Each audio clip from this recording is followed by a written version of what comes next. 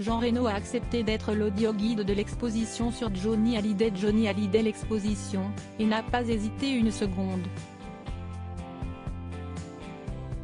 Pour de Johnny, il n'y a pas à discuter, tu viens avec ton bâton de pèlerin, fait-il savoir dans les colonnes du Parisien.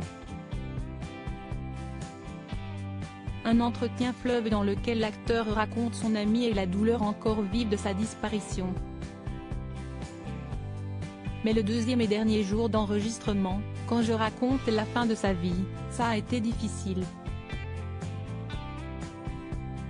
Il y avait beaucoup de souvenirs. Son putain de cercueil. Comment imaginer que tout va s'arrêter, surtout lui. Tout le monde voulait y croire. Si est-il quand même fou, a-t-il ainsi livré? Mais si est-il aussi l'occasion de se souvenir des bons souvenirs? Notamment une anecdote folle datant de la dernière partie de la carrière de Johnny lorsqu'il a rencontré la jeune génération qui l'a revigoré, Mathieu Chédid, Yodelis, Yarol Poupeau.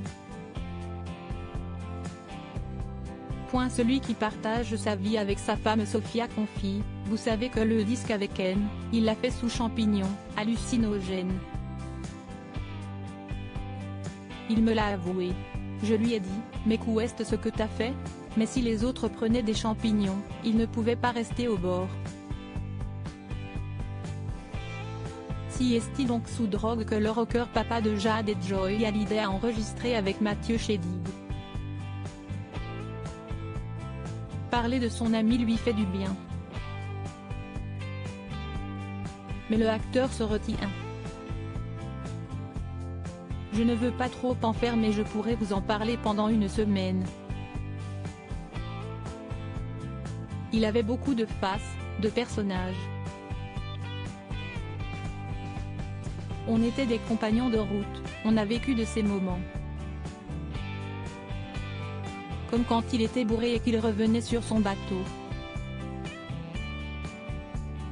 Il fallait passer par une petite passerelle et tous les soirs, je me disais, il va tomber, alors je vidais mes poches et je m'apprêtais à sauter.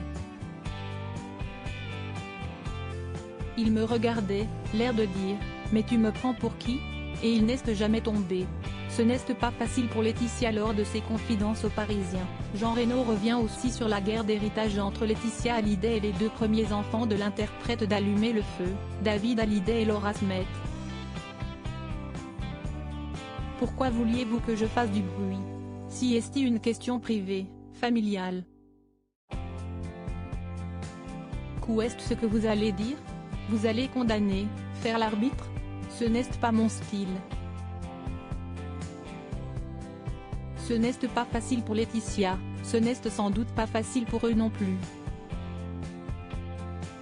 Mais le temps va faire rouler les cailloux au fond de la rivière et cela va se mettre en place, petit à petit, déclare-t-il.